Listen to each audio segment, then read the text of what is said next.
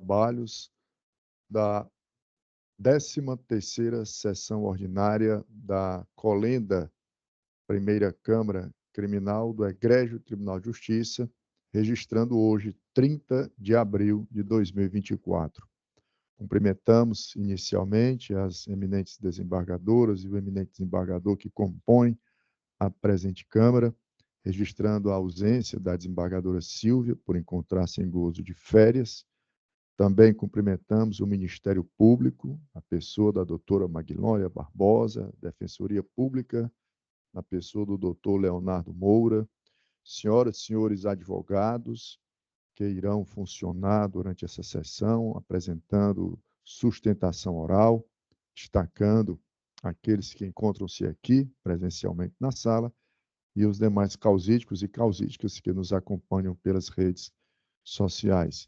Também cumprimentamos os demais advogados, partes, estagiários, servidores da casa, força pública, público em geral. Iniciamos os trabalhos submetendo a apreciação do colegiado à ata da sessão ordinária do dia 23 de abril. Podemos considerá-la aprovada ou alguma restrição? Sem objeção. Declaro aprovada a referida ata. Passarei a proclamar os resultados referentes aos julgamentos dos processos já votados através do voto provisório, em relação aos quais não há divergência. Na sequência, passaremos então ao julgamento dos processos com pedido de sustentação oral, priorizando os advogados que aqui se encontram fisicamente presentes e, no segundo momento, aqueles que se encontram remotamente. Em sede de habeas corpus, temos lá o item 1, por unanimidade, conhecido e denegado. 2, por unanimidade, não conhecido. 3, por unanimidade, parcialmente conhecido e denegado. 4, habeas corpus de minha relatoria, retirado de mesa, porque será julgado por decisão monocrática. 5, igualmente, de minha relatoria, retirado de mesa, será julgado por decisão monocrática.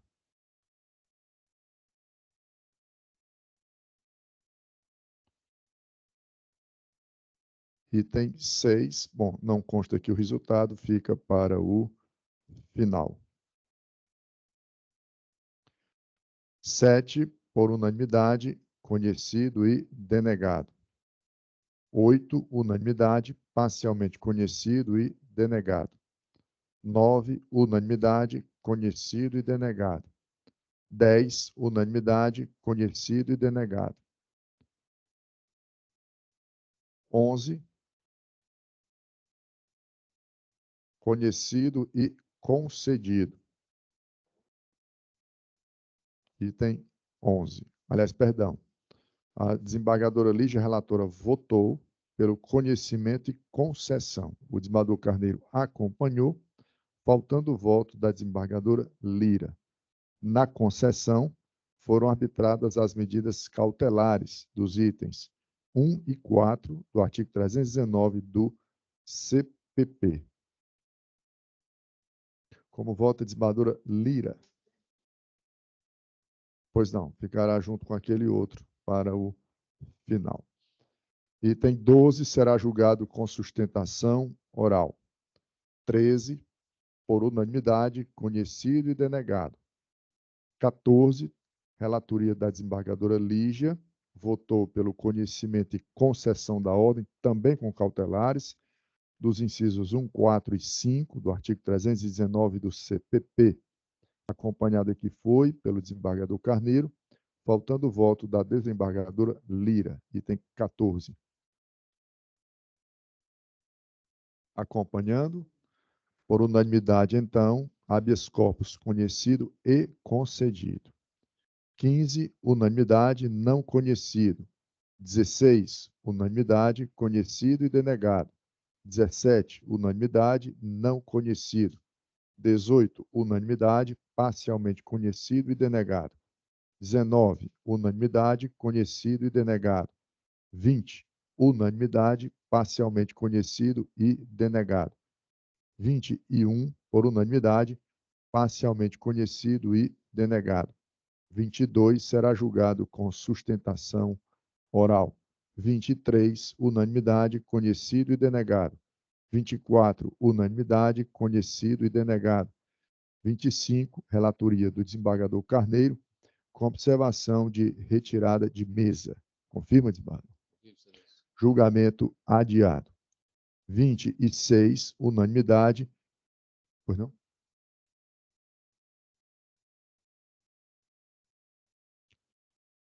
Perdão, a doutora Larissa me faz a observação, voltando aqui para o item 25, desembargador Carneiro, que foram retirados de mesa, mas porque será julgado por decisão monocrática, não é isso? Só para completar a informação, processo retirado de mesa, não adiado para a próxima sessão, mas porque será julgado com decisão monocrática. 26, unanimidade, conhecido e concedido. 27, por unanimidade, conhecido e concedido. 28, por unanimidade, conhecido e denegado, sendo este o último habeas corpus objeto da presente sessão sem sustentação oral e sem divergência. Proclamado o resultado. Agora passaremos à proclamação dos resultados referentes aos embargos de declaração. Item 1, por unanimidade, conhecidos e rejeitados os embargos. 2, unanimidade, conhecidos e parcialmente acolhidos, com efeitos modificativos, para determinar que o saneamento, objeto do acórdão combatido, seja operado no prazo de 45 dias. 3, por unanimidade, conhecidos e parcialmente acolhidos os embargos. 4, relatoria do desembargador Carneiro, retirada de pauta, a pedido do relator. 5, item 5, também de relatoria do desembargador Carneiro, com observação de retirada de pauta. Confirma, desembargador? Confirmo, senhor. Pois não. Adiado, portanto, o julgamento dos referidos embargos. 6, também de relatoria do desembargador Carneiro, com observação de retirar de pauta. Confirma? Confirmo. Item 7, por unanimidade, conhecidos e acolhidos os embargos. 8, unanimidade, conhecidos e rejeitados os embargos. Entramos agora no julgamento dos processos da pauta de número 10/2024. Julgando a apelação criminal, item 1, relatoria da desembargadora Silvia, fica adiado, em razão de suas férias. 2, julgando agravo de execução penal, por unanimidade, conhecido e improvido o agravo. 3, unanimidade, conhecido e improvido o apelo.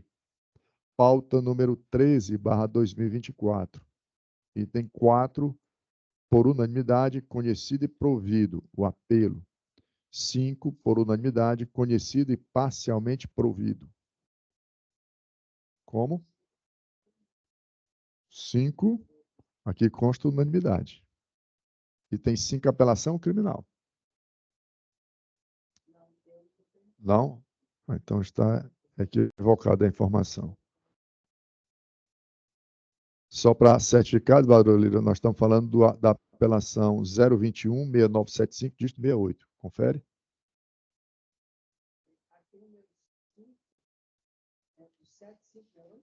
Sim, esse.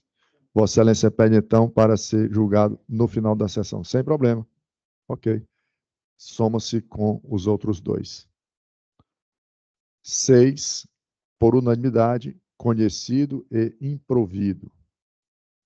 7, por unanimidade, parcialmente conhecido e improvido. 8, aqui tem a observação de sustentação oral, mas também uma observação de pedido para retirar de pauta. Relatoria da desembargadora Lígia, confirma a retirada de pauta, né? Então, julgamento adiado, com isso, obviamente, prejudicada a sustentação oral nesta sessão.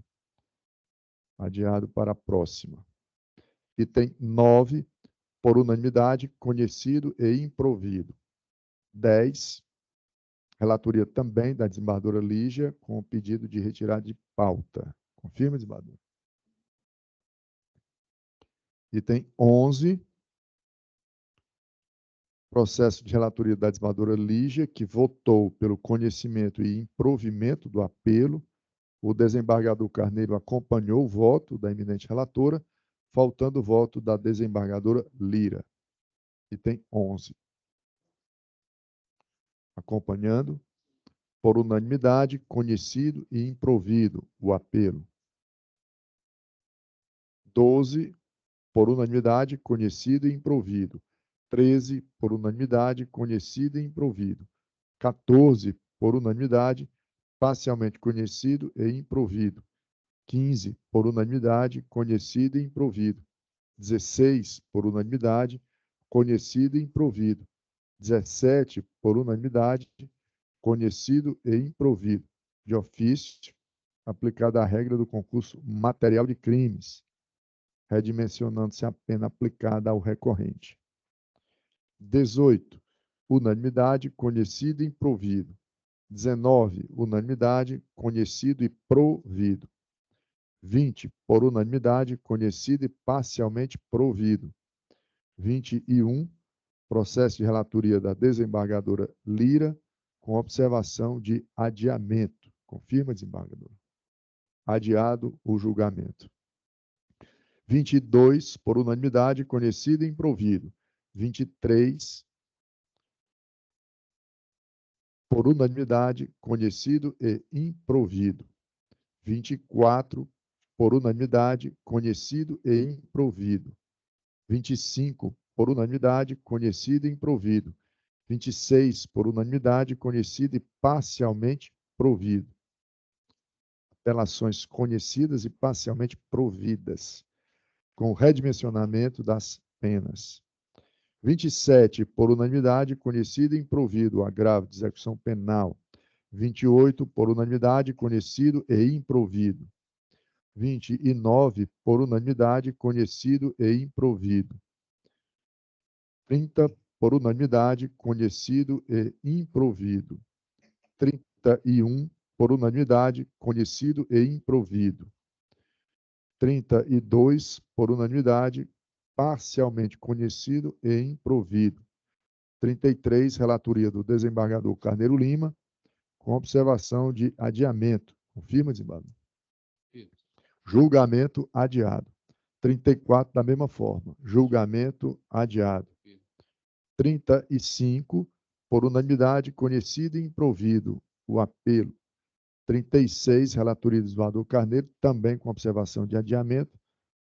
Julgamento adiado. 37, por unanimidade, conhecido e improvido. 38,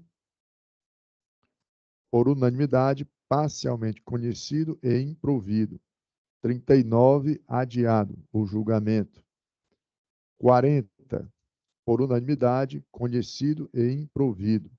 41, por unanimidade, conhecido e provido o apelo. 42, por unanimidade, não conhecido. 43, por unanimidade, não conhecido. 44, por unanimidade, conhecido e improvido. 45, adiado o julgamento, a pedido do relator. 46, igualmente adiado o... perdão. Esse será julgado com sustentação oral. Item 46. 47, por unanimidade, conhecido e parcialmente provido. 48, por unanimidade, conhecido e parcialmente provido. 49, por unanimidade, conhecido e improvido. 50, por unanimidade, conhecido e improvido. 51, por unanimidade, conhecido e parcialmente provido. 52, por unanimidade, conhecido e improvido. 53, por unanimidade, conhecido e parcialmente provido. 54, por unanimidade, conhecido e improvido. 55, adiado, a pedido do relator, desembargador Carneiro. 56, por unanimidade, conhecido e parcialmente provido. 57, por unanimidade, conhecido e improvido. 58, por unanimidade, conhecido e improvido. 59, Por unanimidade, conhecido e provido o apelo. 60, será julgado com sustentação oral. 61, unanimidade, conhecido e improvido. 62, unanimidade, conhecido e improvido, sendo esse o último processo listado no roteiro para ser julgado na presente sessão, sem sustentação oral e sem divergência na votação. Eu gostaria Pois não? de saber do número 19 do HC, que eu pedi aqui, o advogado entrou com a petição já ontem à noite e eu concedi o adiamento. Queria saber como é que está o 19 aí. Pois não. HC. Sim, sim. Um instante só. 19, relatoria da desembargadora Lira, número 623404, dígito 52.2024.8.06, ponto sequência de 4 zeros. Por unanimidade de votos, foi conhecido o habeas corpus e denegado. Então, o secretário não passou para a senhora, porque aqui no chat tem adiado, 19. Viu? 19 de habeas corpus? Não, habeas não. corpus. Tem até aqui no Conhecido e denegado. Tem até aqui. É isso? Presidente, Pois não? o 60 foi adiado e foi pedido sustentação oral, mas foi adiado. Viu? Item 60 de pauta? Qual habeas corpus? Pauta. Pauta, né? É. Tá. Então, 19 adiado, né? HC. Então, no caso, só tem uma sustentação oral. Viu? É, a observação que nós temos aqui é de sustentação oral tão somente no 70. Só para ficar bem claro, Eduardo Carneiro, é, o processo, é a apelação criminal de número 26.4843, dígito 47.2020.8.06, ponto sequência 301. Essa, né? Essa. Vossa Excelência é o relator, então fica adiado. Né? Prejudicada, portanto, a sustentação oral nesta sessão. Né? Perfeito. 19 também, né? É. Só para guisa de informação, os resultados que temos aqui, se eu estiver equivocado, doutora Larissa me corrija, esses resultados que nós proclamamos são com base na relação que os gabinetes enviam. Né? Não é a secretaria da primeira Câmara quem elabora. Porque foi de última hora. Ok, mesmo, então tranquilo. Foi de última hora. Viu? Pois não. Então podemos considerá-lo julgado, né, desembargadora Lira, o 19. O 19 é adiado. Adiado. Ah, tá. Então fica retificado, né? Então, voltando aqui. Foi de última hora pedido. Para o item 19 de habeas corpus, número 623404, dígito 52.2024.8.06, ponto sequência de 4 zeros.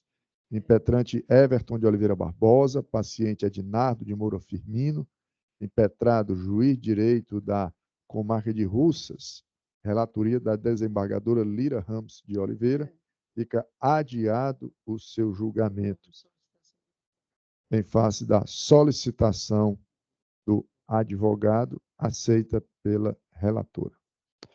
Bom, passaremos agora ao julgamento dos processos com pedidos de sustentação oral. Como frisado no início, daremos prioridade aos advogados que aqui se encontram presentes. E o primeiro deles, então, será o do item número 12 do roteiro. Item 12. Chamo o habeas corpus de número 624433, dígito 40.2024.8.06, ponto sequência de 4 zeros. Impetrante, José Carlos Ribeiro. Também José Ribeiro dos Santos Filho. Paciente RHR. Impetrado, o juiz de direito da 12ª Vara Criminal da comarca de Fortaleza, sob relatoria da eminente desembargadora Lígia Andrade de Alencar Magalhães, para fazer a sustentação oral.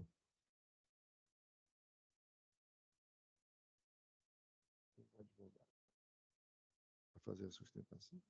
Doutor José Carlos Ribeiro está presente, né? Vossa Excelência fará uso da palavra no momento oportuno. Inicialmente, conceda a palavra à eminente relatora, desembargadora Lígia. Gostaria que Vossa Excelência indagasse das partes. Parece que tá. delegados da classe se dispensam a leitura do relatório. E reporto ao doutor José Carlos para saber, e também do Ministério Público, para saber se há alguma objeção quanto à dispensa da leitura do relatório. Algum óbice? Ou estão de acordo? Sem objeção. Sendo assim, então, chamo à tribuna, Sua Excelência, o doutor José Carlos Ribeiro, para apresentar suas razões em sustentação oral pelo tempo regimental de 15 minutos. Excelentíssimo senhor desembargador, doutor Mário Parente, presidente dessa igreja pela Câmara Criminal, excelentíssimo senhor desembargadora, doutora Lígia, relatora deste habeas corpus, em nome de quem saúdo os demais desembargadores, excelentíssima senhora procuradora de justiça, doutora Magdólia, servidores aqui presentes, advogados. O Código Penal brasileiro, no seu artigo 47, disciplina que o crime de ameaça, após o devido processo legal, tem pena máxima de 6 meses de detenção.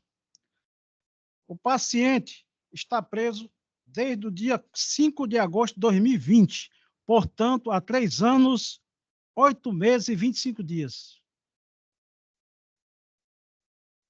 Gostaria de ler aqui a fundamentação da sua prisão, que foi decretada em 16 de 6 de 2016.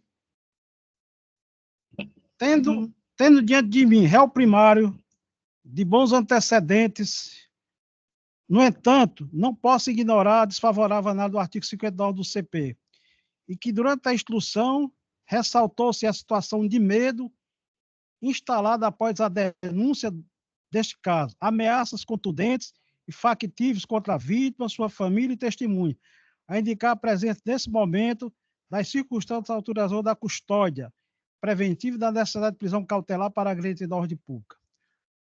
A denúncia foi oferecida pelo Ministério Público em 6 de 9 de 2013. Se lermos o processo desde a denúncia até o acolhimento dos embargos infringentes, veremos que em nenhum momento, em nenhuma página, o réu ameaçou testemunha, vítima e familiares. Temos aqui, na própria sentença, o depoimento da vítima, que assim diz.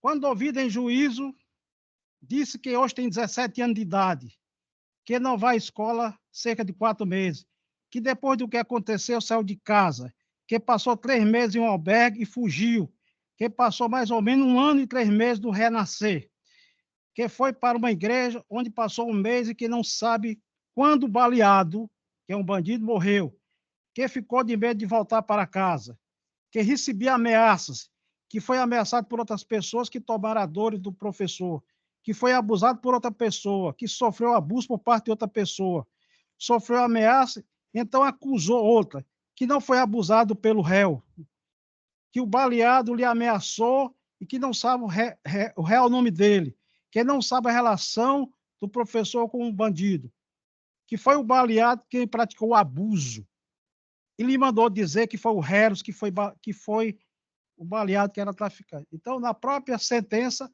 há um depoimento da vítima, onde ele nega que o professor tenha cometido qualquer ato libidinoso com ele. E, para reforçar, existe um relatório que foi encaminhado pela juíza da 3ª Vara da Infância e da Juventude, que está nos autos, e que foi acostado em setembro de 2014, portanto, após a denúncia. Nesse relatório, em diversas passagens, a vítima nega os fatos. Eu gostaria de ler aqui, que é muito importante para a defesa.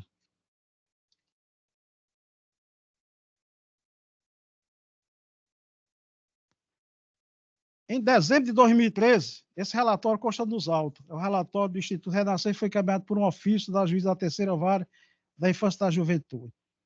O adolescente pediu o atendimento com a equipe formada por técnico, advogado, coordenador de assistência social.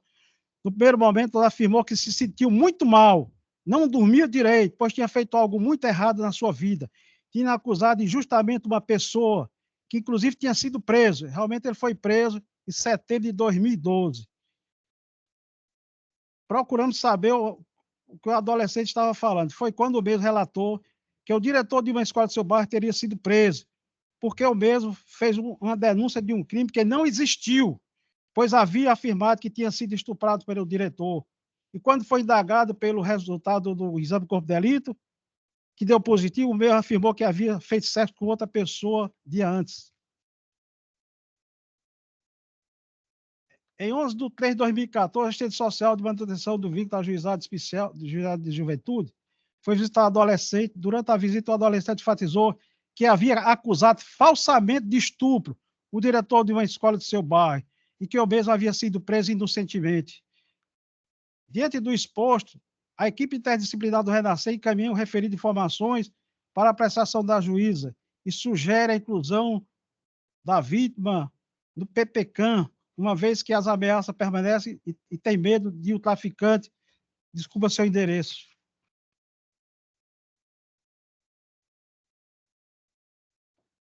Em 16 de 2014,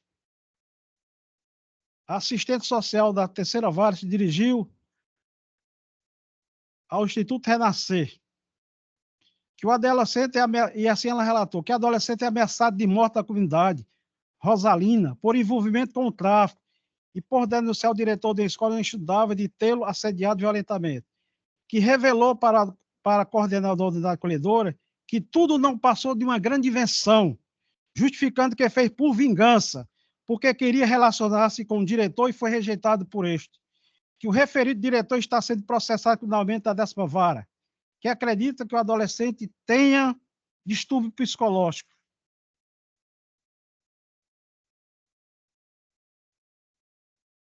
Durante a visita à unidade Recolher, Renascer, conversamos com o adolescente, o qual revelou que inventou a história na qual teria sido violentado sexualmente pelo diretor da escola onde estudava. Afirmou que tinha envolvimento com o tráfico de droga da Rosalina e trabalhava para um traficante chamado Zaqueu e sua mulher, Diana, os quais teriam um terreiro de macumba na comunidade local para administrar o tráfico. Dali teria saído a ordem para executá-lo.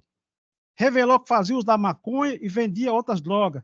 Confirmou que, após ter se encontrado no terminal de ônibus, o traficante quis matá-lo, o qual é denominado baleado. Ficou com muito medo e abandonou o trabalho da escola. Tem mais coisa aqui, mas que já é importante, que em nenhum momento a vítima acusa o professor. É a partir da denúncia até o acolhimento dos embargos infringentes, não se acha uma linha em que o professor ameaçou. Então, o que a defesa quer aqui, veio aqui pedir, é que seja autorizado a audiência de custódia para ver se está presente ainda o fundamento dessa prisão preventiva, que foi decretada em 16 de 6 de 2016, de fatos que remontam a 2012, porque em 2012 ela foi presa por supostas ameaças, e essa primeira Câmara, à época, através do desembargador Pedrosa, concedeu a liminar em 2012 e em março de 2013, por unanimidade, a Câmara confirmou o habeas corpus. Então, Excelência, não existe ameaça por parte do paciente. Em nenhum momento, a partir da denúncia, foi oferecida em 6 de 6 de 2013. Se ele tivesse cometido um homicídio, que é a pena de 6 a 20 anos, ele já estaria progredindo. Então, aqui você viola o princípio da homogeneidade. Uma prisão máxima de 6 meses de detenção, ele já está preso há 3 anos, 8 meses e 25 dias. Para não tomar muito tempo, Vossa Excelência, a defesa requer que seja concedido o habeas corpus, a fim de que seja realizada audiência de custódia, com base na resolução 203/2015 CNJ, para apurar se eles estão presentes, sendo levado à manutenção da prisão. É assim como se manifesta a defesa. Muito obrigado.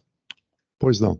Concedo a palavra ao Ministério Público por igual tempo regimental. Obrigada, Excelência. Faço uso da palavra em nome do Ministério Público do Estado do Ceará,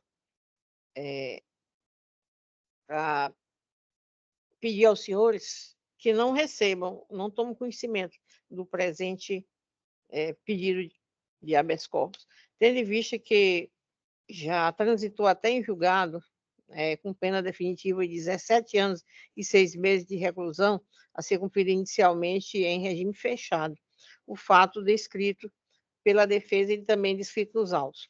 Acontece que, depois de transitar o julgado, a defesa entrou com embargos infringentes, pedindo o prazo. A defesa interpôs embargos infringentes de nulidade no processo tal quanto o acordo. Porque na época que houve o último acordo, que houve o trânsito em julgado do acordo, que está as folhas 1484 dos autos, da apelação 0202 58142 2012 8 dígito 06001, uma vez que não houve interposição de recurso naquele prazo, quando transitou em julgado.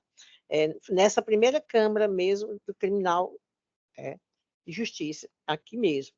A defesa interpôs, logo depois, embargos infringentes e de nulidade contra o acordo, porque ele não foi unânime foi preferido nos autos. Em síntese, houve a tempestividade dos embargos, requerendo, portanto, que a certidão de trânsito em julgado seja tornada sem efeito, mas ainda não foi julgado. Na época, a única pessoa que foi, o único voto dissidente aqui foi da desembargadora Maria Edna Martins. Os demais, todos favoráveis aos fatos e à decisão do juiz de primeiro grau, tá? E a denúncia apresentada pelo Ministério Público com provas suficientes de materialidade e de autoria. Houve também até uma parte de revisão da sentença, que houve um parcial provimento naquela época entre redimensionar a pena de 9 anos e 9 meses, de reclusão de 1 ano, mas que tornou definitiva em 17 anos e 22 dias de reclusão, a ser cumprida em regime prisional de prisão fechado. Portanto, excelências, o Ministério Público aqui renova mais uma vez o apelo que já fez e também o parecer já colocado as folhas 243 a 247 dos autos, pela não concessão, pelo não recebimento do habeas corpus. É o que nós temos a acrescentar, ratificando tudo que já foi dito, tendo em vista que o fato envolve menor, então deixamos de apresentar os detalhes que já constam no parecer. Como a gente coloca esse processo, excelência. Pois não.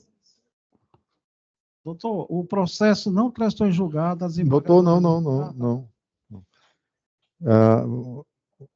O Ministério Público manifestou-se no seu tempo, Vossa Excelência também, se as informações foram corretas ou incorretas, precisas ou imprecisas, isso pode ser atacado através de peticionamento, enfim, eventual recurso que possa acontecer, né? Porque se eu conceder a palavra para esse rebate, eu tenho que dar réplica, depois é tréplica, e aí a gente não consegue evoluir, ok? Bom, com a palavra, a eminente relatora, desembargadora Lígia.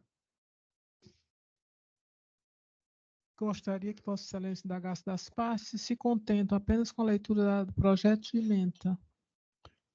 Sim, Alguma excelência. objeção? Pode ser? Sim. Desembargadora Lígia, para a leitura do projeto de ementa. Ementa, habeas corpus, penal e processo penal. Estupro de vulnerável. Sentença condenatória.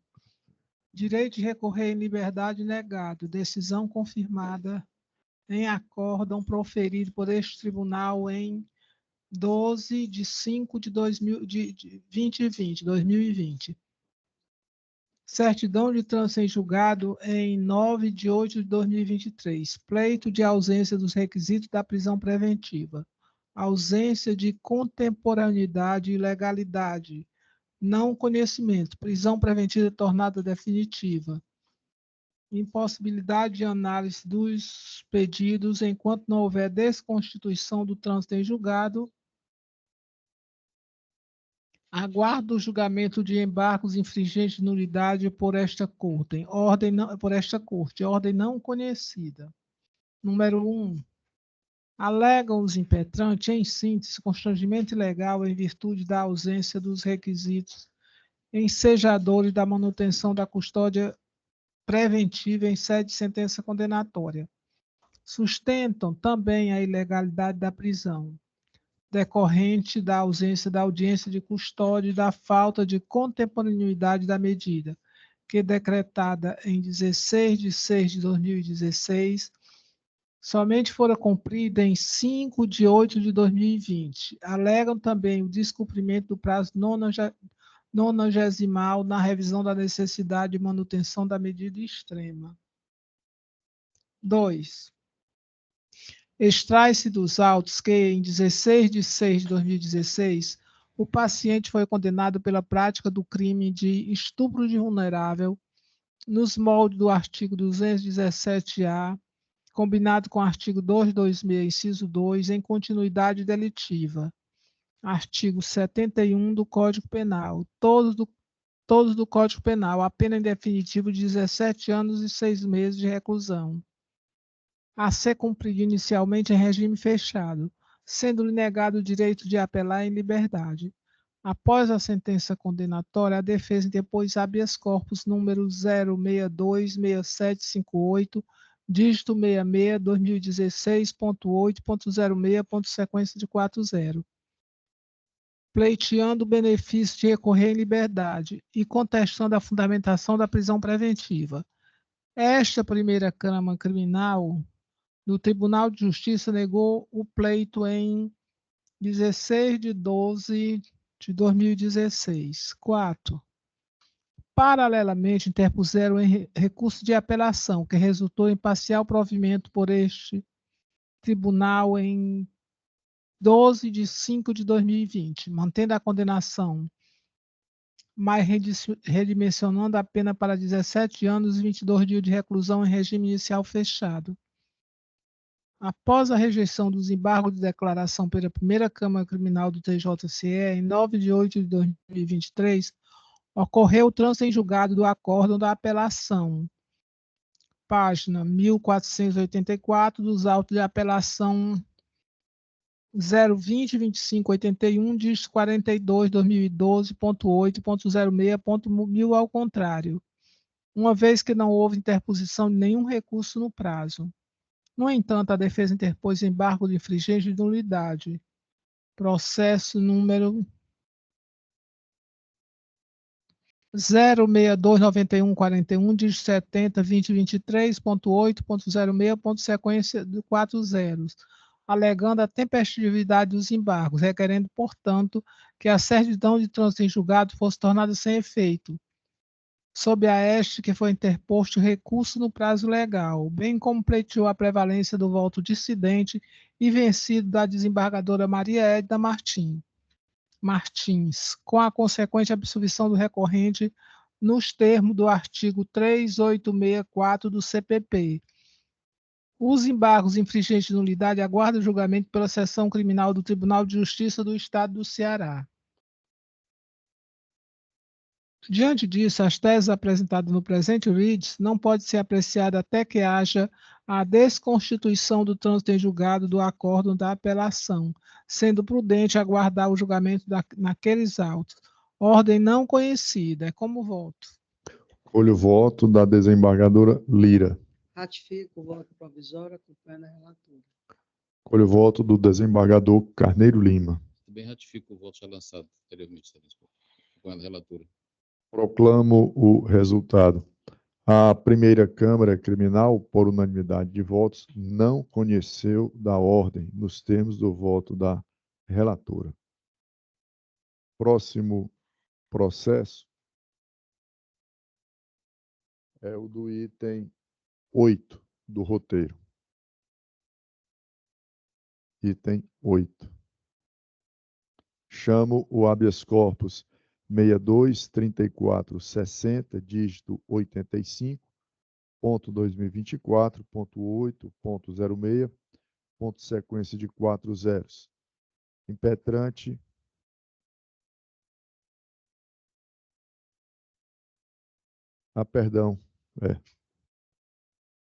retificando. O item 8, mas os processos de pauta. É apelação criminal. Eu estava lendo aqui habeas corpus, mas é o item 8 dos processos de pauta. Perdão.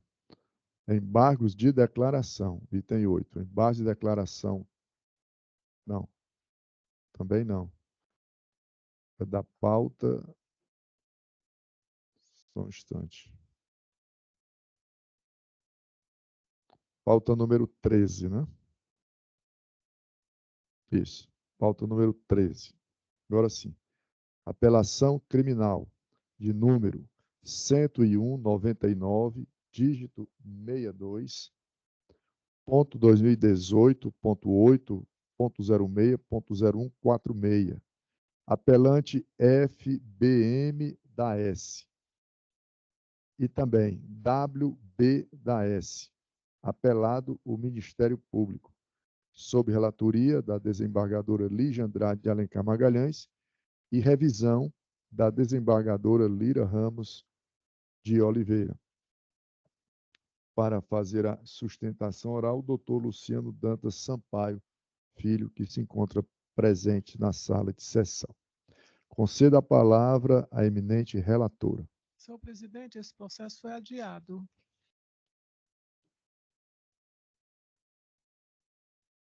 Ah, sim. O doutor Luciano já tinha conhecimento?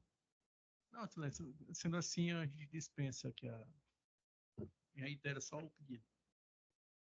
Vossa Excelência foi que pediu adiamento.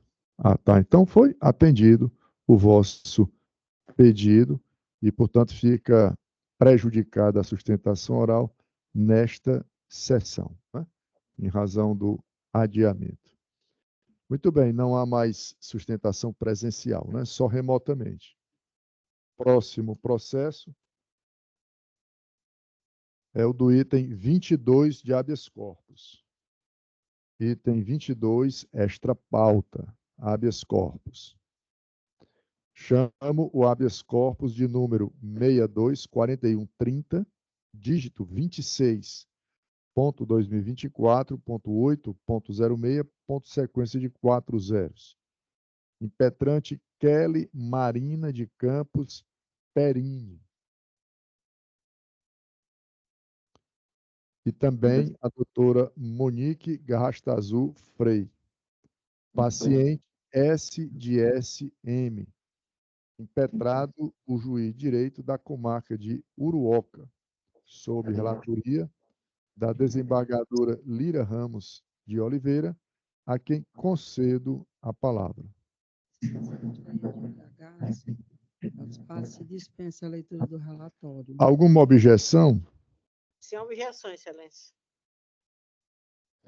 Não havendo manifestação em contrário, portanto, de pronto, já concedo a palavra à Sua Excelência, a doutora advogada Monique Garrastazu Frei, para apresentar suas razões em sustentação oral remotamente, pelo tempo regimental de 15 minutos.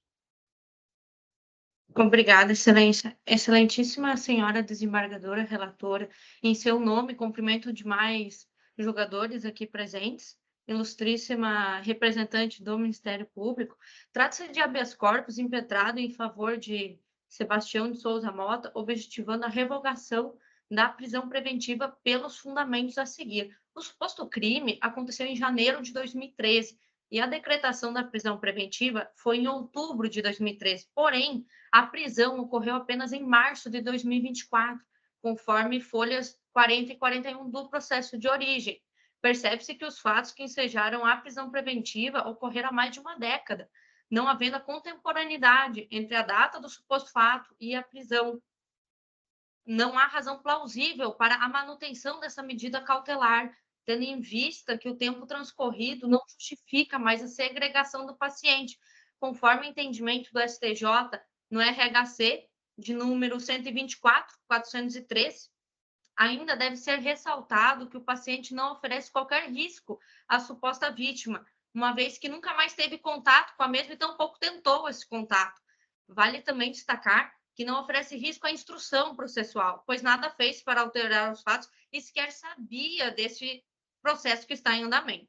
Comprovado isso pelo documento de folha 11, no qual atesta que o paciente foi à delegacia em 2021, na cidade de Jaborá, para registrar um boletim de ocorrência. No caso, foi uma perda de documento. Em síntese, o paciente possui essa residência fixa há quase 9 anos no estado de Santa Catarina, na cidade de Jaborá. Ele possui bons antecedentes, não integra nenhuma organização criminosa, não possui nenhuma infração penal, além dessa que está sendo imputada a ele, possui emprego fixo e lícito há quase 5 anos na mesma empresa, com carteira profissional assinada, e possui também uma ótima relação com a comunidade local. Logo, está nítido que essa manutenção da prisão preventiva quebra o princípio básico da excepcionalidade, punindo o agente antes mesmo de um julgamento com ampla defesa e contraditório. Assim, ao final, a defesa requer a concessão da ordem para revogar essa prisão preventiva, eis que é ausente os requisitos do artigo 312 do Código de Processo Penal e ainda, caso vossas excelências não entendam do mesmo modo, a defesa requer a substituição da prisão pelas cautelares descritas no artigo 319, também do Código de Processo Penal. Muito obrigada, excelências. Foi uma honra estar aqui perante vossas presenças. Conceda a palavra ao Ministério Público por igual tempo. Muitíssimo obrigada, excelência. Cumprimento a doutora Monique, que acabou de se pronunciar. Muito bem, trabalho excelente de defesa. Em sua pessoa, cumprimento a todos. Tá?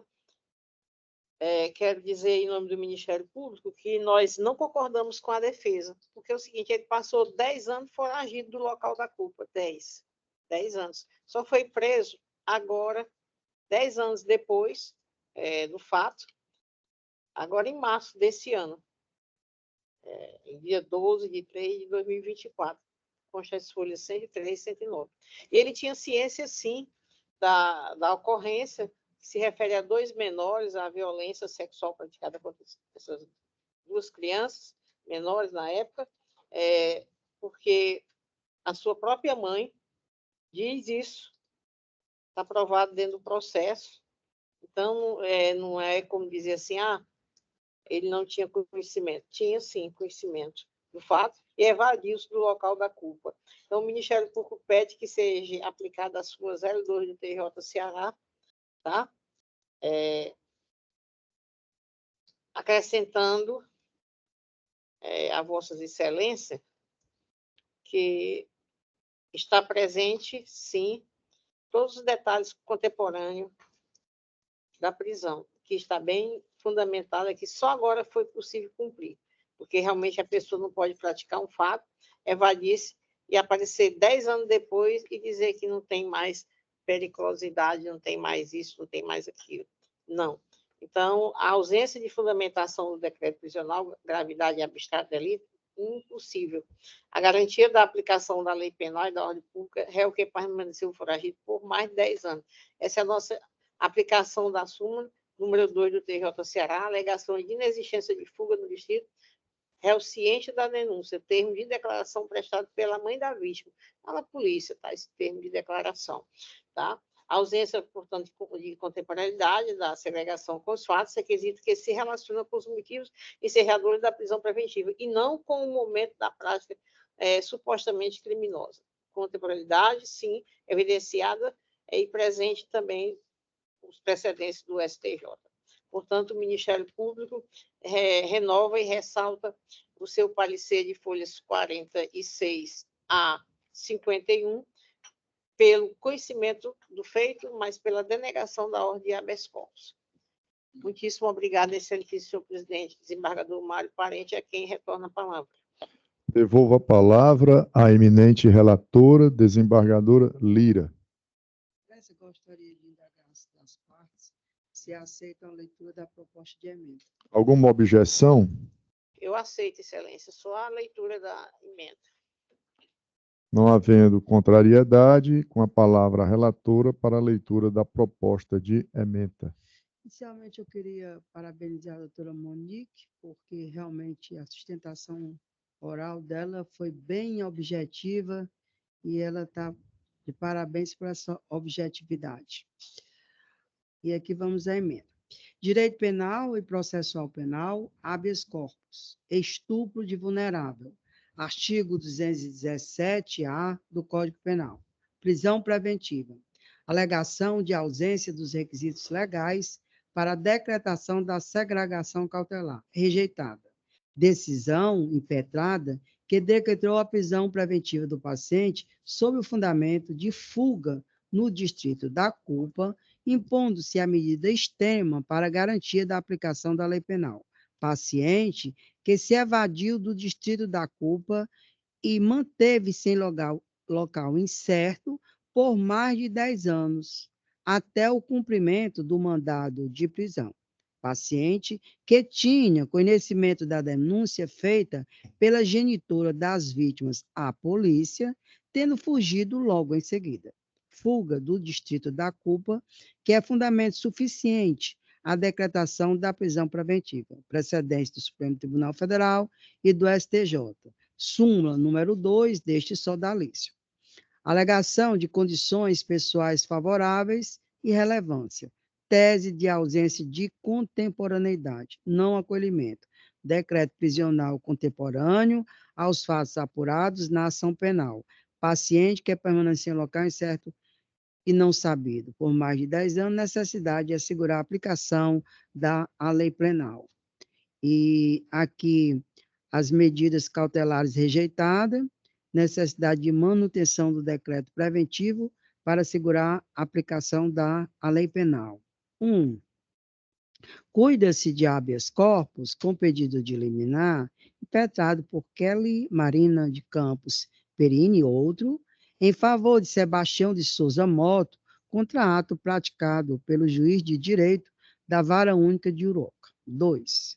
No caso concreto, a autoridade coautora decretou a prisão preventiva do paciente com fundamento no artigo 312 do Código de Processo Penal, uma vez presentes os requisitos que dão ensejam à decretação da segregação cautelar, consoante decisão proferida às folhas 40, 41 dos autos do processo 000-1861, 73/2003.8.060179. 3. A parte impetrante, por sua vez, pleiteia a concessão da ordem de habeas corpus para que seja concedida sua liberdade provisória, sustentando a fundamentação inidônea do decreto de prisão preventiva, a inexistência de fuga do decreto da culpa, bem como a ausência de contemporaneidade da prisão e possibilidade de aplicação de medidas cautelares diversas da prisão. 4. Da alegada ausência de fundamentação idônea da decretação segregação cautelar. Em caso depreende-se que na decisão que decretou a prisão preventiva do paciente, o magistrado fundamentou o decísio de forma adequada, idônea e mencionando os fatos dos autos, asseverando que a denúncia oferecida pelo Ministério Público atribui à paciente a prática do crime do artigo 217-A do Código Penal, no caso estupro de vulnerável, cuja pena privativa de liberdade é superior a 4 anos de reclusão, atraindo assim o requisito do artigo 313, 1 do Código de Processo Penal. Ademais, destacou corretamente o magistrado impetrado que o paciente se encontra foragido à época da decretação da prisão preventiva, de forma que a medida extrema se tornou necessária para a aplicação da lei penal, pois o réu se encontrava em local incerto e não sabido, conforme declarações prestadas no inquérito policial. 5.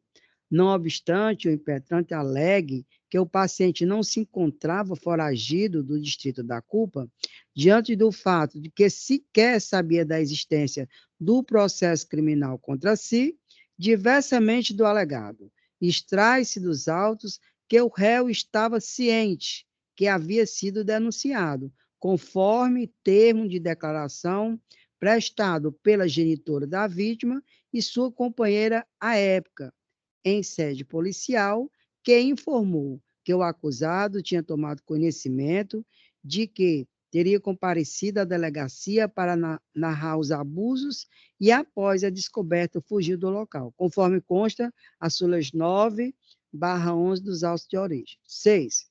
Desse modo, tem-se que a fundamentação acostada pelo juiz impetrado encontra-se amparado no entendimento esposado pelo STJ, no sentido de que, aspas, a fuga do distrito da culpa é fundamento válido à segregação cautelar, forte na asseguração da aplicação da lei penal.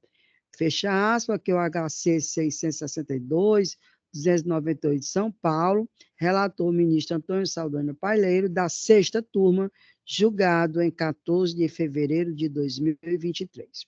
Número 7, igualmente, afirma o Supremo Tribunal Federal, aspas, o entendimento desse tribunal é de que a condição de foragido no distrito da culpa reforça a necessidade da custódia para se garantir a aplicação da lei penal. Fecha aspas, Supremo Tribunal Federal, que no habeas corpus 209, 215 do Rio de Janeiro, relator Roberto Barroso, publicado no dia 15 de março de 22. 8.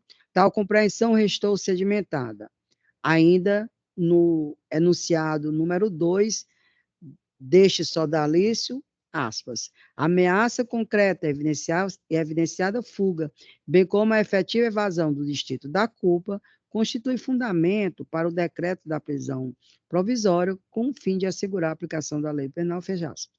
9. Em relação ao argumento de que o paciente ostenta condições pessoais favoráveis, tal como residência fixa, profissão e não apresenta perigo à sociedade, essa disse o quê? Aspas, a presença de circunstâncias pessoais favoráveis, tal como ocupação lícita e residência fixa, não tem o condão de garantir a revogação da prisão, se há nos autos elemento básico a justificar a imposição da segregação cautelar, como na hipótese, fecha aspas, e aqui a decisão do STJ no HC 788, 999 de Pernambuco, pelo ministro Massode Neto, da 5ª turma, julgada 28 de fevereiro de 2023. 10. Tem-se, portanto, que a manutenção da prisão preventiva do paciente, dos moldes como decidiu o juiz coautor, não merece qualquer reproche, vez que encontra amparo não apenas nas hipóteses do artigo 312 e 303.1 do Código Penal, como também em entendimento jurisprudencial, como dito, na necessidade da segregação cautelar como garantia da aplicação da lei penal no caso de o réu que se evadiu do distrito da culpa. 11. Da alegada ausência de contemporaneidade da prisão preventiva. E aqui, inicialmente conseguindo o princípio da contemporaneidade, expressamente referida, e aqui eu peço licença para não ler isso aqui. Cumpre salientar que o decurso de determinado período de lapso temporal relacionado a datas do fato e ao momento da decretação da segregação cautelar não é, por si, apto a evidenciar a ausência de fundamentos da contemporaneidade na adoção da medida extrema. Isso aqui é uma decisão do Supremo Tribunal Federal, do HC 185.893, da ministra Rosa Weber, em 26 de 4 de 2021. 13.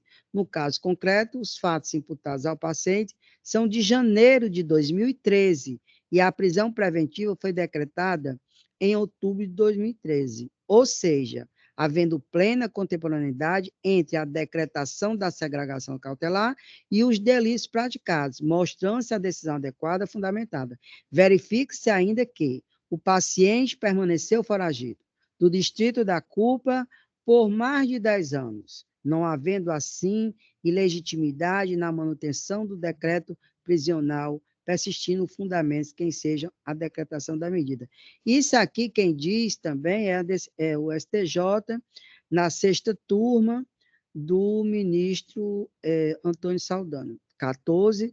Ademais, a decretação da prisão preventiva se deu poucos meses após os fatos, com a devida apreciação dos requisitos ensejadores da segregação, fundamentando-se a decisão de manutenção da prisão não apenas nos requisitos da prisão preventiva, mas também na constatação da fuga do distrito da culpa, fato que atesta a contemporaneidade dos fundamentos constantes na decisão que decretou a prisão preventiva.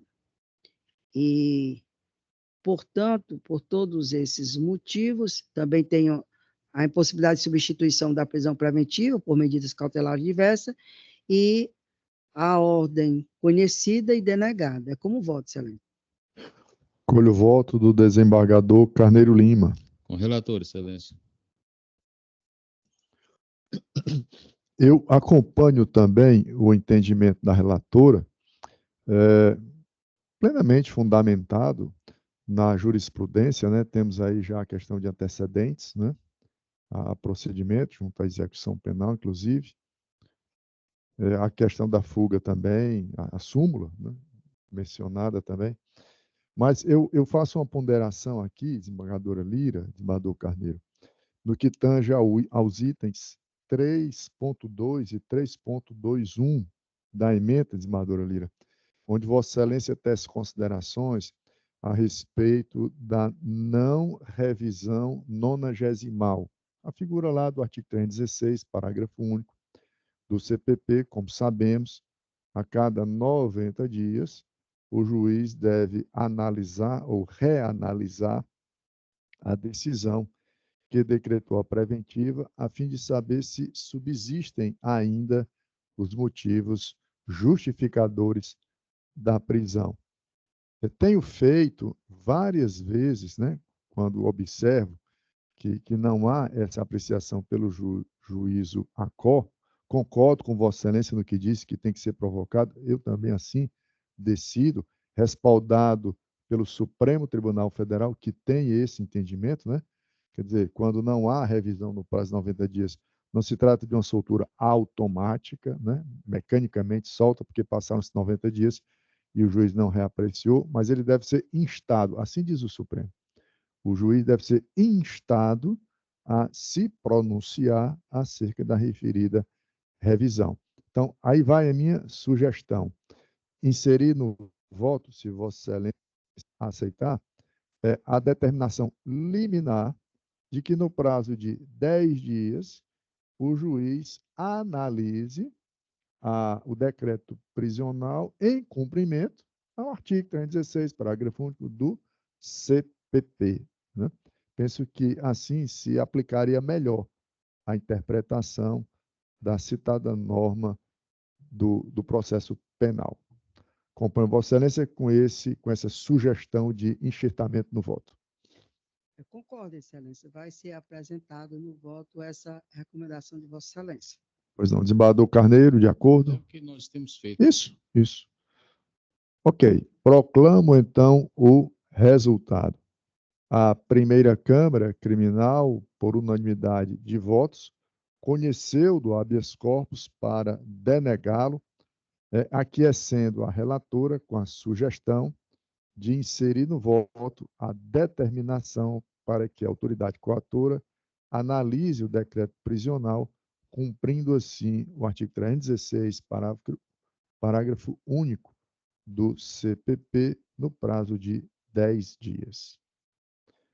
Próximo processo, agora vamos para os feitos de pauta, né? Apelação criminal do item 60 do roteiro. Apelação criminal do item 60.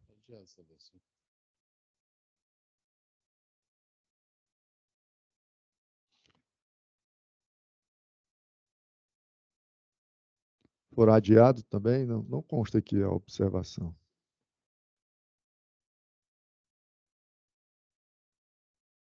Desembargador Carneiro, relator pediu o adiamento, né? Então fica adiado para a próxima sessão. Então vamos para o último, item 46 do roteiro, processo de pauta. Item 46.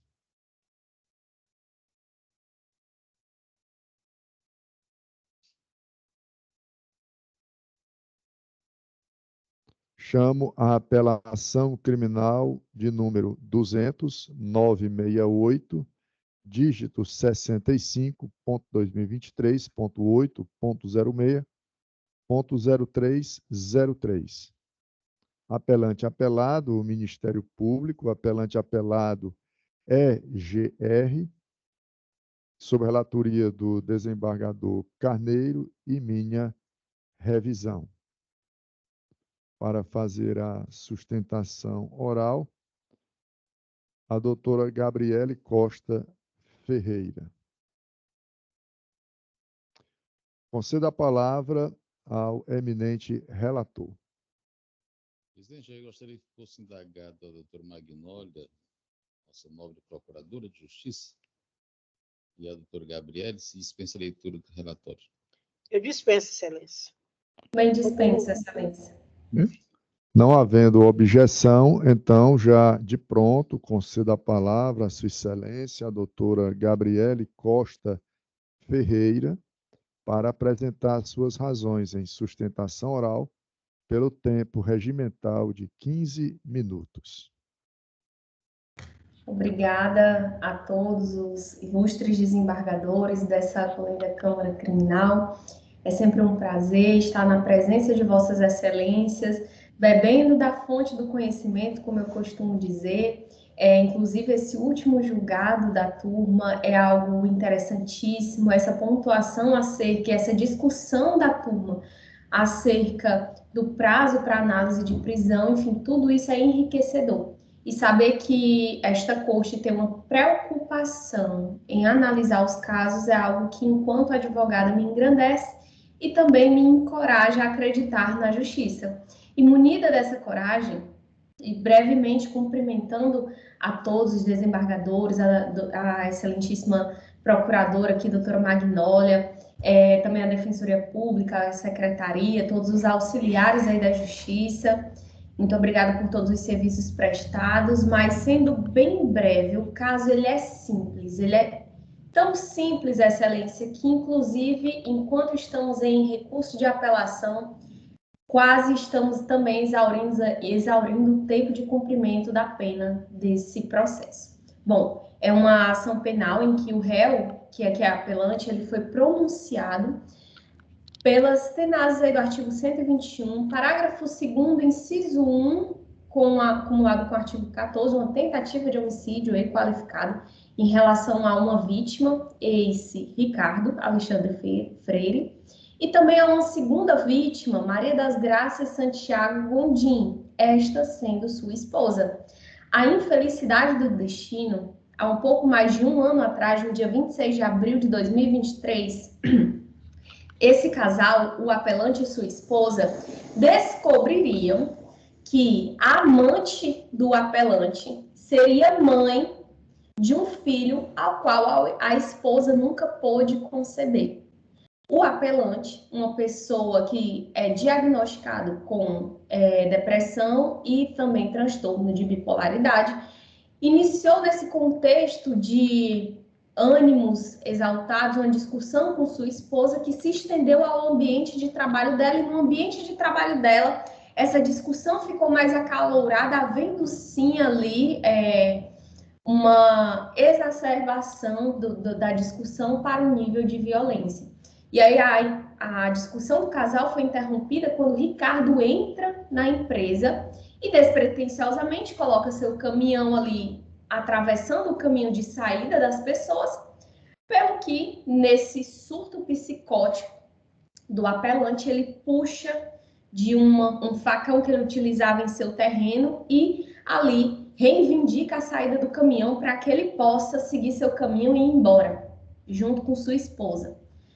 Ricardo, essa suposta vítima, atemorizado, pula do caminhão, quebra o braço e sai correndo.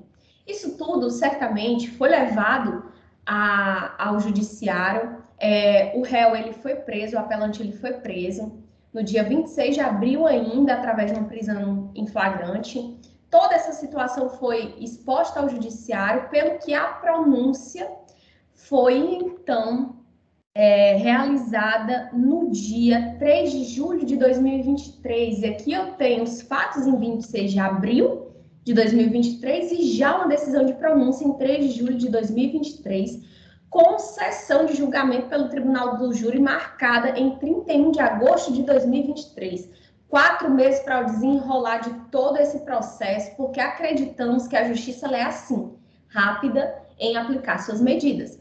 Então, no dia 31 de agosto, o trabalho da defesa, juntamente com a colaboração da justiça, tivemos aí o conselho de sentença afastando e desconsiderando que houve ânimos necandi na conduta do apelante, pelo que ele foi absolvido pelo conselho de sentença, mas trouxe ao juiz singular a responsabilidade aí por sentenciar acerca da lesão corporal supostamente à vida. E aqui, rapidamente falando sobre a sentença, o apelante ele foi condenado em relação a essa vítima, Ricardo, esse que caiu do caminhão e quebrou seu braço, não empurrado, não lesionado diretamente, mas que caiu do caminhão e quebrou seu braço, ele foi condenado ao apelante às tenazes do artigo 129 caput, lesão corporal leve, a uma pena de 9 meses.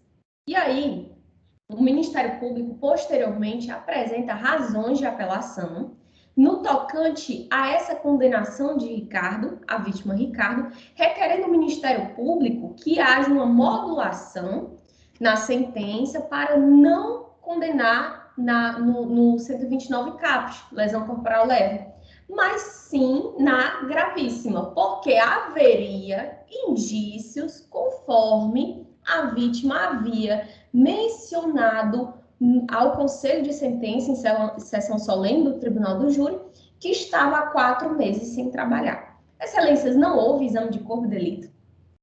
De nenhuma das duas vítimas foi realizado o exame pericial de corpo de delito. Não houve juntada, e havia assistência de acusação, mas não houve juntada de receituário médico, atestado médico, não houve juntada de prontuário médico. Se essa vítima foi submetida à cirurgia ou não, não há nos autos notícia disso. E aqui quero rememorar, Vossas Excelências, que o que não existe nos autos não existe no mundo. Então, não há nos autos, não existe no mundo. Então, sem nenhuma prova de quanto tempo essa vítima ela passou incapacitada, acertadamente, o juiz aqui de primeiro grau condenou o apelante nas tenazes do caput como lesão corporal leve. Isso aqui a defesa concorda plenamente. E contrarrazoamos as razões recursais do Ministério Público nesse ponto. Contudo, discordamos da dosimetria da pena, acreditando que as elementares do artigo 59 foram dosadas de forma equivocada pelo juízo de piso, ao que, pelas circunstâncias pessoais do réu, ele mereceria aí a pena mínima, que é de 3 meses. E aí aqui a defesa requer deste ilustre tribunal a modulação, a modificação das penas impostas ao apelante nesse sentido, em relação à vítima Ricardo, diminuição para o seu patamar mínimo. Continua ainda o Ministério Público, entretanto, em razões recursais, e aqui cabe só um adendo, a pugnar pela nulidade do julgamento em razão do apelante ter exercido no conselho ali de sentença, ao conselho de sentença, o silêncio parcial. E quero ser breve também, apenas para rememorar, Vossas Excelências, que já é um entendimento pacificado no STJ de que, em razão do princípio da não autoincriminação, por ser um interrogatório do réu, um exercício da ampla defesa, ele pode sim recusar a responder às perguntas, formuladas pelo Ministério Público. Isso aqui já impugnado, já contrarrazoado nos autos do processo, mas que cabe aqui nesse momento de sustentação também a sua defesa. Em relação, porque ainda temos uma segunda vítima, em relação a ela, a esposa Maria das Graças, que por todo esse processo sim sofreu, mas teve sob si o cuidado do Espírito Santo sobre a vida dela, que a cuidou e a curou. Ela foi, em relação a ela, foi o apelante condenado nas tenazes do artigo 129, parágrafo 9º, ao que lhe coube. Isso não foi questionado em relação também ao juízo de piso, acertadamente. Colocou-lhe ali, no 129, parágrafo 9º, considerando lesão leve, eis que, como falado, não houve exame de corpo de delito para ter-se noção das supostas lesões que foram causadas em ambas as vítimas, mas também a defesa não concorda, Excelências, com a pena imposta. 9 meses também para a vítima Maria das Graças, e nesse ponto, todas as elementares que foram aqui sopesadas pelo juízo de piso como gravidade das circunstâncias do crime, perdão, só tomando aqui novamente a sentença, a culpabilidade grave por ser no rosto, o motivo grave por ter sido a vítima traída, circunstâncias graves por ser no local de trabalho, excelência. A defesa quer aqui apontar que essas justificativas, essas fundamentações para agravar a pena imposta não passam de circunstâncias atinentes ao próprio tipo penal e que assim não devem ser utilizadas para agravar a pena, sendo aqui plenamente cabível pelas circunstâncias pessoais do réu, nunca preso, nunca processado, nunca em conduta desviante, sim vítima da sua própria situação psicológica, mas isso afeto ao tribunal do júri foi certamente utilizado, mas aqui querendo passar a vossas excelências a medida da culpa, a medida da culpabilidade. Por quê? Porque a medida da culpabilidade ela já foi expressa na própria condenação dele, não devendo ele ser novamente culpado por esse ato, tendo aumentado a sua pena em razão das circunstâncias, enfim, que foram fundamentadas pelo juízo de piso. Pelo que aqui, a defesa ela também requer a diminuição da pena ao seu patamar mínimo, assim, tendo em ambos os casos reformulação da sentença no tocante à dosimetria da pena para diminuição desta. Ressalta-se, por fim, já encerrando o meu momento de sustentação oral, excelências, que foi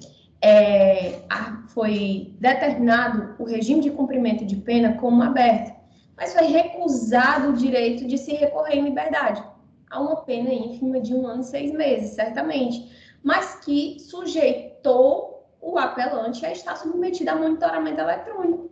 Uma pessoa que havia um emprego antes do cárcere, após o cárcere não consegue emprego por estar monitorado, por uma cautelar, porque sequer poderia estar monitorado caso tivesse aceitado abertamente a sua acusação.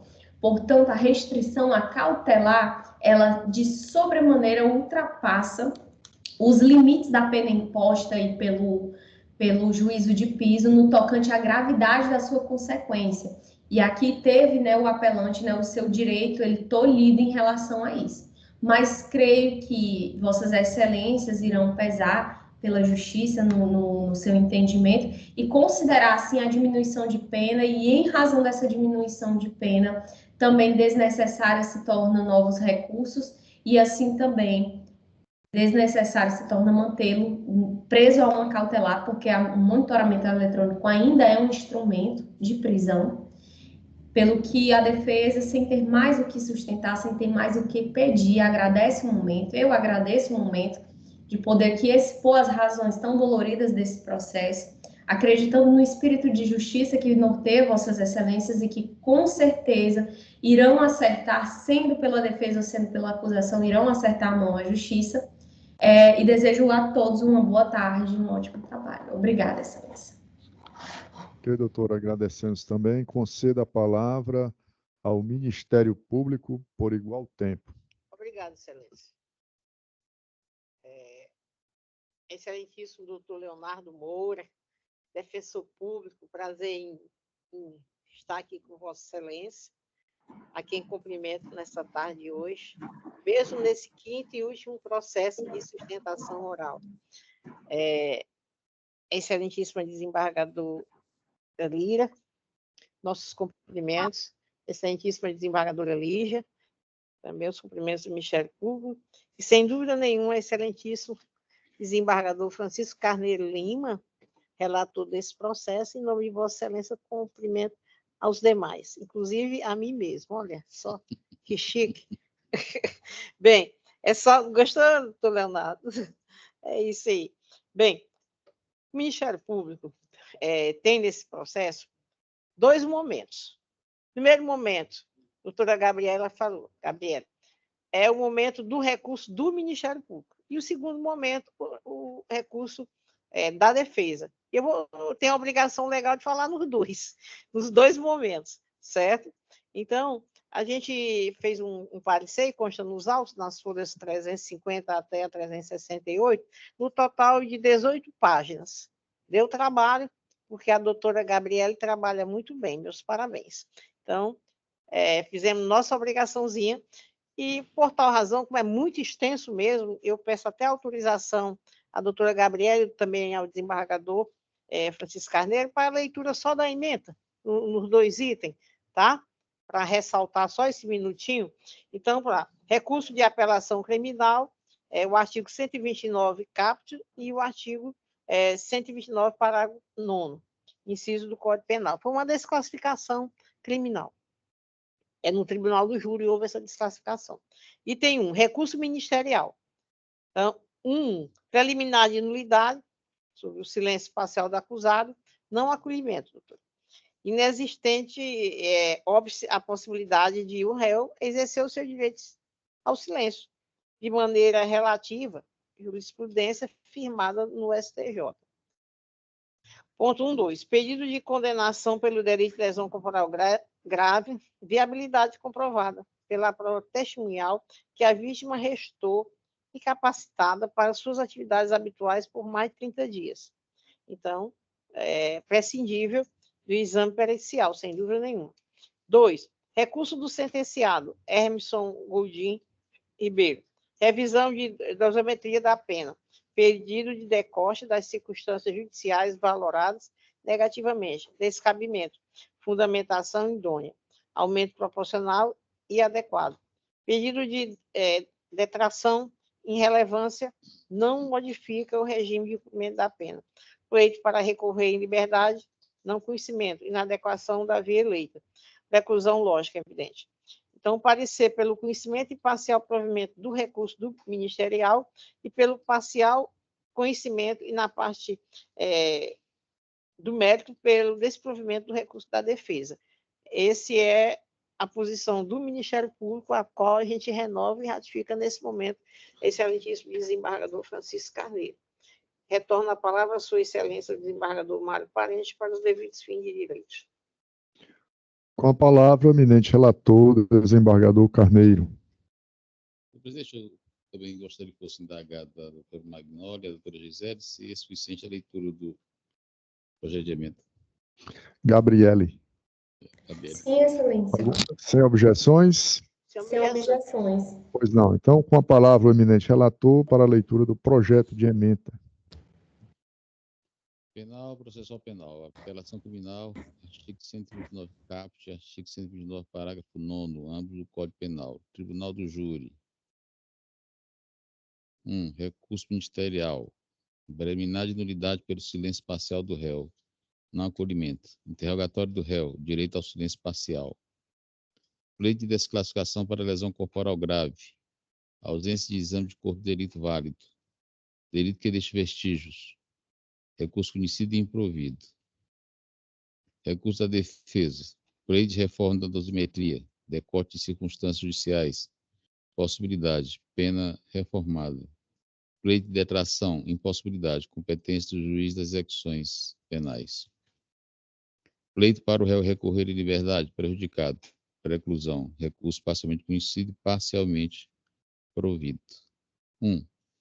Apelações criminais interpostas pela defesa de Hermeson Goldin Ribeiro e pelo membro do Ministério Público contra a sentença condenatória prolatada pelo juiz de direito da Vara Única Criminal da Comarca de Russas, que desclassificou o crime imputado ao acusado, condenando-o pela prática do delito do artigo 129 caput do Código Penal em face da vítima Ricardo Alexandre Freire, e do artigo 129, parágrafo 9º do Código Penal em face da vítima Maria das Graças Santiago Gondim. 2. O membro do parquet requer em suas razões o conhecimento e provimento do recurso apelatório com a reforma da sentença para anular a decisão em razão do silêncio parcial do recorrente. Subsidiariamente, pugna pelo provimento do recurso para condenar o apelado pela prática do crime de lesão corporal grave em relação à vítima Ricardo Alexandre, agravando-se a pena aplicada. 3. Preliminarmente, em relação ao pedido de nulidade em razão do silêncio parcial do recorrido, entende que não merece acolhimento. A letra da lei é clara, ao dizer que serão formuladas perguntas às quais o réu pode ou não responder. Significa que o interrogatório, como meio de defesa, permite a possibilidade de responder a todas, nenhuma ou a algumas perguntas direcionadas ao acusado, e tem direito de poder escolher a estratégia que melhor lhe aprouver. 4. Em relação ao pedido de desclassificação para o delito de lesão corporal grave e não leve, entendo igualmente que não merece acolhimento em que pese recentes precedentes do Superior Tribunal de Justiça. Prelecione que a materialidade do crime de lesão corporal grave possa ser comprovada por outros elementos probatórios, refutando a imprescindibilidade do exame pericial de corpo de delito.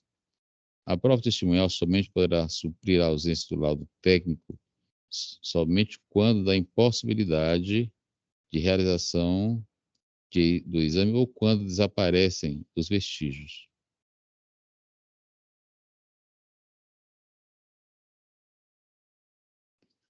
Precedentes. 5. Recurso conhecido e improvido. 6. Em análise à apelação defensiva, passo à revisão da dosimetria penal.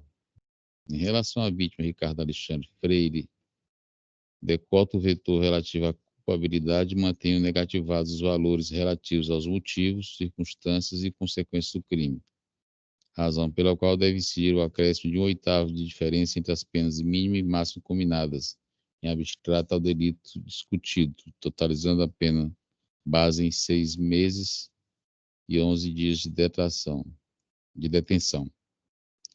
Não há circunstâncias agravantes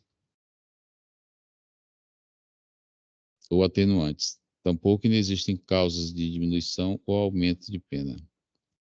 7. Em relação à vítima, Maria das Graças Santiago Gondim, artigo 129, parágrafo 9º do Código Penal, decota o valor relativo à culpabilidade e mantém negativados os vetores relativos aos motivos e circunstâncias do crime, razão pela qual deve incidir o acréscimo de 1/8 de diferença entre as penas mínima e máxima, combinadas em abstrato ao delito discutido, totalizando a pena base em 11 meses e 7 dias de detenção. Não há circunstâncias agravantes ou atenuantes, tampouco existem causas de diminuição ou aumento da pena.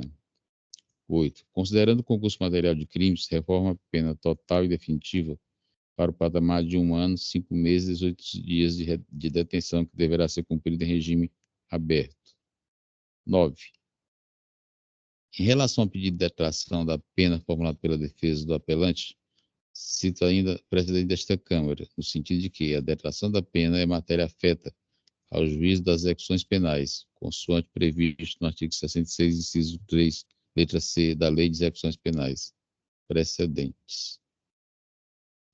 10. Por fim, em relação ao pedido do apelante para recorrer em liberdade, entendo que não deve ser conhecido.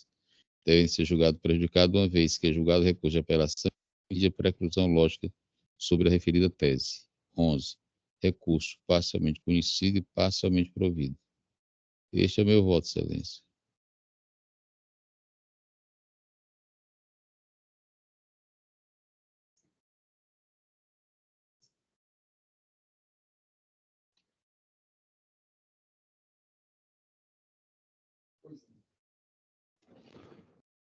Pois não. Eu acompanho o entendimento do desembargador Carneiro, mas no caso aqui não caberia a possibilidade da substituição por restritiva de direito? Sim. Faço essa observação, se Vossa Excelência entender cabível, pelo montante da pena, né? Ficou em 1 ano e 5 meses de detenção, né? E 18 dias multa. Acompanho Vossa Excelência com essa sugestão. Desembargadora Lígia, como vota? Eu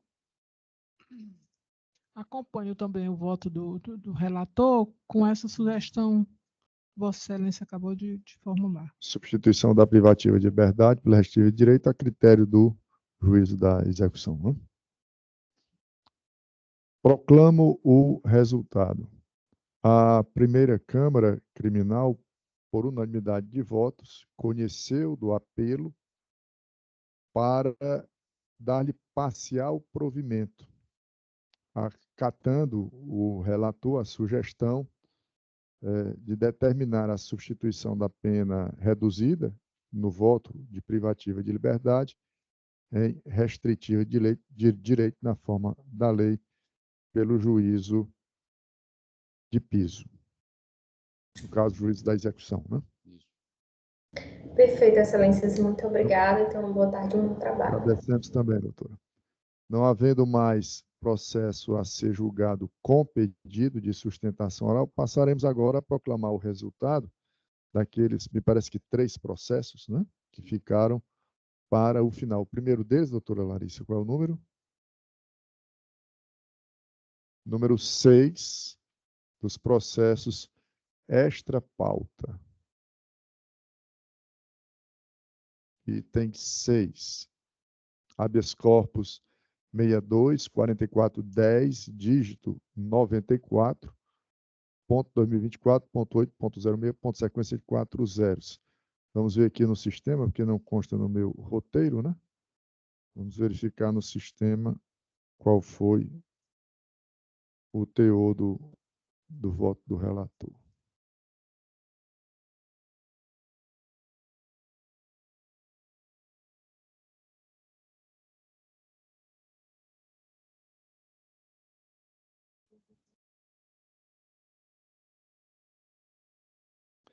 Esse processo é de minha relatoria, entendi pela perda do objeto. Eu vou ler aqui só a parte negritada da ementa em caixa alta. Penal e processo penal, habeas corpus, homicídio qualificado, prisão temporária, ausência dos requisitos autorizadores, decisão superveniente do magistrado de origem, recebimento da denúncia, combinado com decreto de prisão preventiva, pedido de habilitação diferido, sigilo externo retirado, constrangimento ilegal não configurado, ordem prejudicada pela perda do objeto. Posteriormente foi decretada, né, a preventiva no lugar da temporária. Como vota a desembargadora Lígia. O eminente relator. Como vota a desembargadora Lira. Proclamo o resultado. A primeira Câmara Criminal, por unanimidade de votos, entendeu prejudicada a ordem de habeas corpus pela perda do objeto nos termos do voto do relator.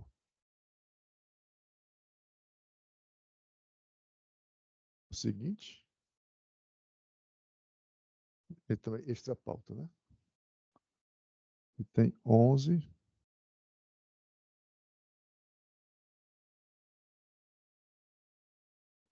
Eu não consigo ver esse, porque é de relatoria da desembargadora Lígia. Não consigo ver no sistema. E tem 11. Esse 11 aí, excelência, eu não deu tempo. A sessão terminou muito cedo, não deu tempo eu ainda examinar, portanto, tanto esse o 11, esta pauta, eu vou pedir vista, como o 5 da apelação. Não deu tempo eu olhar. Então, o item 11, que traz o habeas corpus 62, 42, 51, dígito 54, ponto 2024, ponto 8.06, ponto sequência de 4 zeros. Impetrante Ruth Leite Vieira, paciente Rodson Rui de Oliveira Torres, impetrado juiz de direito da primeira vara do júri da comarca de Fortaleza, relatoria da desembargadora Lígia, que votou pelo conhecimento e concessão da ordem com cautelares, seguida que foi pelo desembargador Carneiro. A desembargadora Lira, então, pede vista do processo para melhor exame da matéria. Com isso, julgamento fica adiado. E o seguinte é o de número? 5 de pauta, né? Item 5 dos processos de pauta. Pauta número 13, que traz a apelação criminal 216975, dígito 68.2023.8.06, ponto sequência de 301. Apelante Vitor Hugo Almeida Lessa Marreiros, apelado ao Ministério Público, de minha relatoria, e revisão da desembargadora Lígia. Votei pelo conhecimento e parcial provimento da apelação. A desembargadora Lígia acompanhou o voto, e a desembargadora Lira pede vista do processo para melhor exame da matéria, julgamento adiado. Tem mais algum? Bom, não havendo mais nenhum processo a ser submetido na presente sessão, indaga a doutora Larissa para que nos informe quantos processos efetivamente julgados nesta tarde. 78 processos julgados em 1 hora e 41 minutos de sessão. Desejo um bom final de tarde a todos. Agradecendo a Deus por mais um dia de trabalho, declaro encerrada a presente sessão. Boa tarde. Boa tarde. Boa tarde a todos. Boa tarde. Compensou ontem, né?